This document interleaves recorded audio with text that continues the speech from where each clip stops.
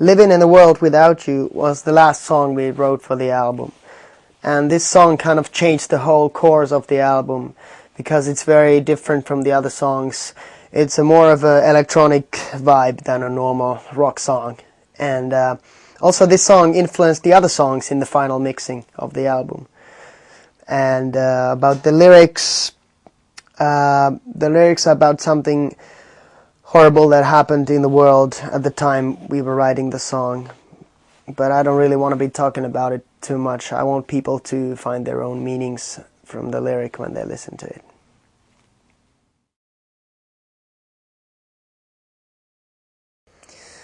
"10 Black Roses" must be the oldest song on the album in a way that I wrote the chorus melody in '98 when I was trying to create this classical piece for a guitar.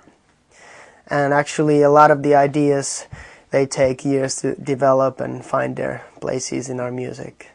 And this lyric is about very special bond between two people. There's a girl who loves black roses, and there's only one guy who knows about that, and sometimes he's sending them to this girl.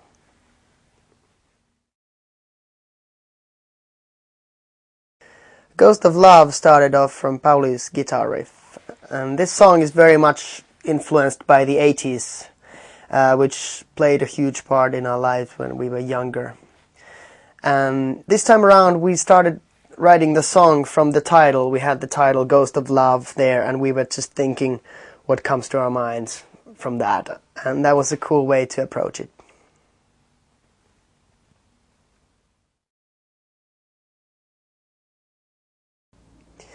"Justify" was the first song we wrote for the album. This song has a weird, sad but positive feeling to it. Funny how the first demo sounds almost exactly like the last version of it. These lyrics are about my personal experiences, like the line, "I should go and find myself before I go and ruin someone else."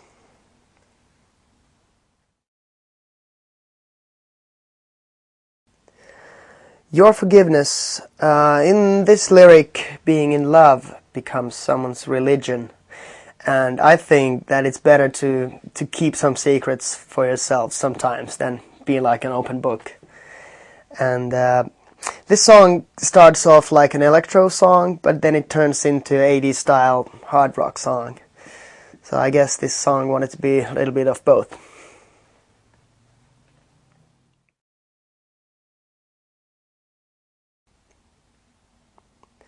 "Run to You".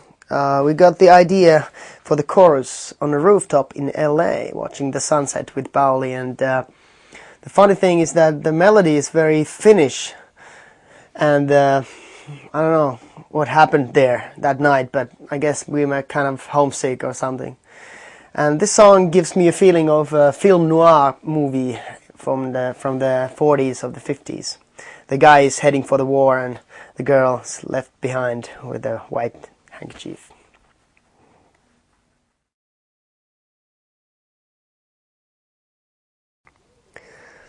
"You Got It Wrong" is perhaps the rockiest song on the album. It has a furious guitar riff and a lot of rhythm throughout the whole song. And this song has a pretty bitter lyric. It's about this orphan person who feels that he's been betrayed and used.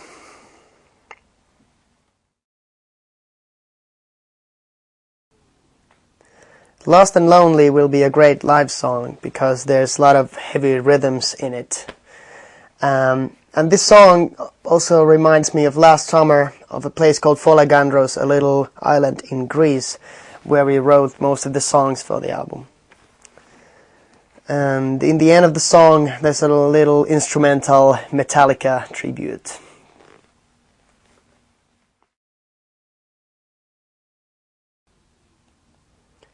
"The Fight" is one of the fastest songs we've ever written. It's a real Viking warrior song, and it gets really heavy and orchestral towards the end of it. And the message of the song is that you should never give up. The fight is to the end.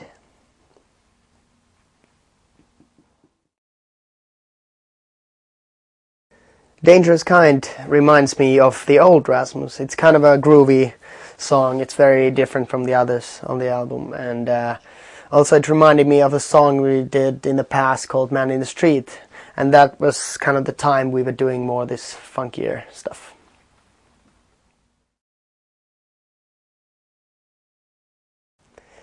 Live Forever is a song full of memories from the years gone by.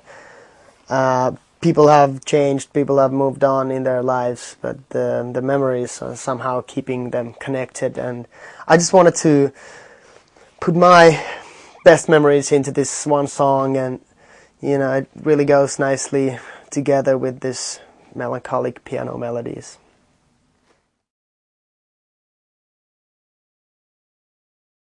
Black Roses is our 7th album, and a lot of people might think that it's the 3rd, but it's not. It's the 7th album. And the first working title for the album was Death Pop, and we came up with this word by listening to the first demos and the direction they were leading us at that time. There's been a quite big change from the last album in the way that some of the songs have become a little more electronic, little synthetic perhaps, but still being moody and dark at the same time. Perhaps even moodier and darker than before. The album took about a year and a half to finish because new, better songs just kept coming all the time and we couldn't stop writing. And last summer we spent a couple of weeks on a tiny little island called Folegandros. It's in Greece, with the producer Desmond Child, who produced the album, and it was really great time because that was a very small island and very quiet, peaceful, almost little spiritual feeling. I read this book that I got from Desmond Child that was made for movie script writers. The book was divided in 4 different chapters, which were The Orphan, The Wanderer, The Warrior, and The Martyr. And that thing became the whole structure for the album, pretty much. This structure has been used in a lot of legendary films like Star Wars, E.T., Titanic, and sort of that thing gave the guidelines for the whole album. We started to write songs for each category, creating a storyline around it. And the story is about this boy and a girl and their journey through life. And between them there's a special bond. They keep sending each other black roses, and that's their speciality. And that's obviously where we got the name Black Roses. And this was very inspiring approach to start writing songs this way. Working with the producer Desmond Child was really a dream come true, because I've been a big fan of his songs since I was a little boy, and I still am. So once I got an email from him that he would love to work with us, I was really, really happy. And the fact that he's almost 20 years older than I am is something that it's amazing, because it feels like, you know, we're just like the same age and everything's like very perfect working with him. This album was written and recorded around the world pretty much, in Nashville, in LA, Helsinki, Singapore, Berlin, a lot of places, Folegandros, Berlin, I said it before. And I think that gave some special character for all the songs. The artwork of the album is based on my design of this black rose made out of stone. And also this rose is kind of a compass with the 5th compass point pointing towards the unknown.